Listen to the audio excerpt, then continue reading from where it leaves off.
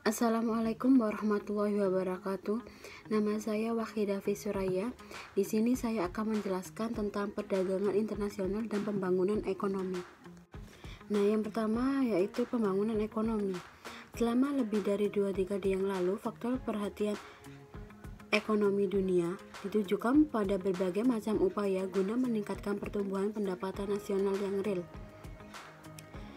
Nah, pembangunan ekonomi juga perlu dipandang sebagai suatu proses kenaikan dalam pendapatan per kapita, karena kenaikan tersebut mencerminkan tambahan pendapatan dan adanya perbaikan dalam kesejahteraan ekonomi masyarakat. Keberhasilan pembangunan ekonomi suatu negara dapat diukur dan digambarkan secara umum oleh tingkat laju pertumbuhan ekonominya. Salah satunya adalah melalui kebijakan perdagangan internasional. Sudah banyak studi empirik yang dilakukan untuk meneliti seberapa besar peran ekspor mendorong pertumbuhan ekonomi di suatu negara, atau hipotesis yang menyatakan bahwa ekspor atau pertumbuhan ekspor akan mendorong pertumbuhan ekonomi. Nah, selanjutnya yaitu pro dan kontra perdagangan internasional. Dengan adanya perdagangan internasional ini juga sebenarnya menuai pro dan kontra di kalangan para ekonom.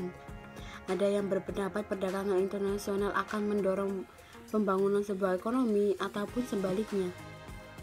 Nah, selanjutnya yaitu kelompok pro perdagangan internasional.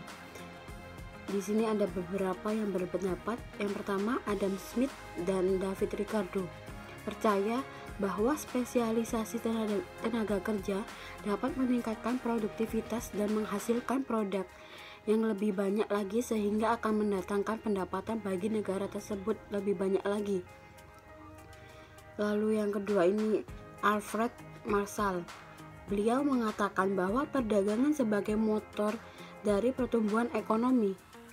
Suatu negara lebih baik memproduksi barang yang paling murah biaya produksinya dan memberikan kesempatan bagi negara lain memproduksi barang yang lainnya.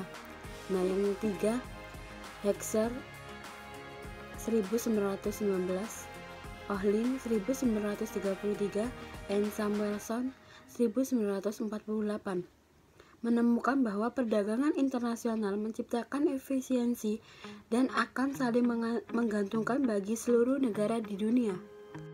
Nah, selanjutnya yaitu kontra perdagangan internasional. Yang pertama, perdagangan internasional malah merugikan negara sedang berkembang.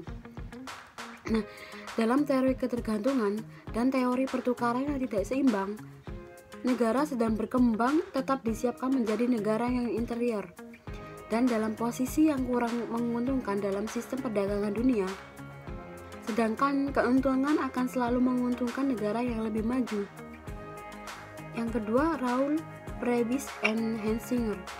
Beliau mengatakan bahwa perdagangan internasional membawa konsekuensi yang tidak baik bagi negara sedang berkembang dalam jangka panjang, karena negara-negara itu dipaksa untuk berspesialisasi menghasilkan barang-barang primer atau komoditas. Barang jenis ini memiliki elastisitas permintaan yang kecil, sehingga kecenderungannya akan semakin menghancurkan nilai tukar perdagangan.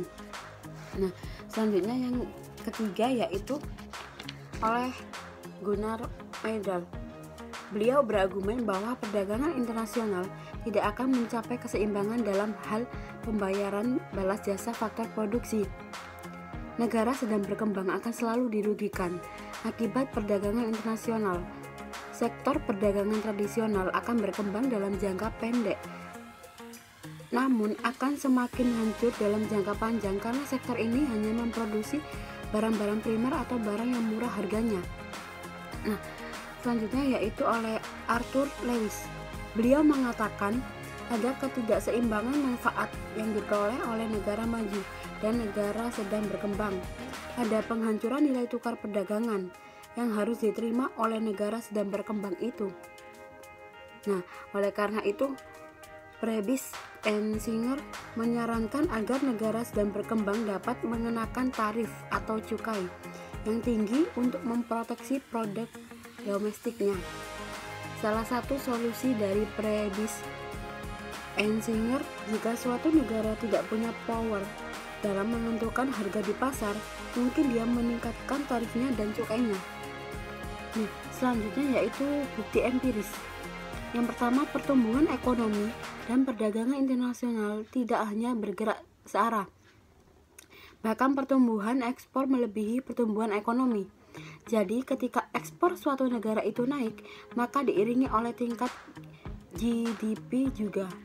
Nah, ada bukti yang lain yaitu oleh Lucas 1988. Beliau mengatakan bahwa apabila dalam perdagangan internasional negara cenderung berspesialisasi pada barang tertentu dan tergantung pada negara lain, maka spesialisasi ini tergantung pada nilai tukar barang atau trend of trade-nya, sehingga juga akan berbeda pertumbuhan ekonomi. Dan ada pula yang kedua yaitu menurut Delas 2000 mengkaji 150 negara dan menemukan bahwa perdagangan internasional hanya memberikan dampak yang kecil terhadap pertumbuhan ekonomi. Setiap peningkatan 1% pertumbuhan perdagangan internasional hanya akan menyebabkan ekonomi tumbuh 0,85%. Nah, jadi kalau kita ingin membandingkan benar atau tidaknya adanya korelasi yang positif antara perdagangan internasional dan pembangunan ekonomi, kita harus melakukan penelitian, terus melakukan analisis untuk melihat apakah memang benar ada dampaknya. Dan itu pun juga tergantung objek penelitian yang kita ambil. Contohnya di negara mana.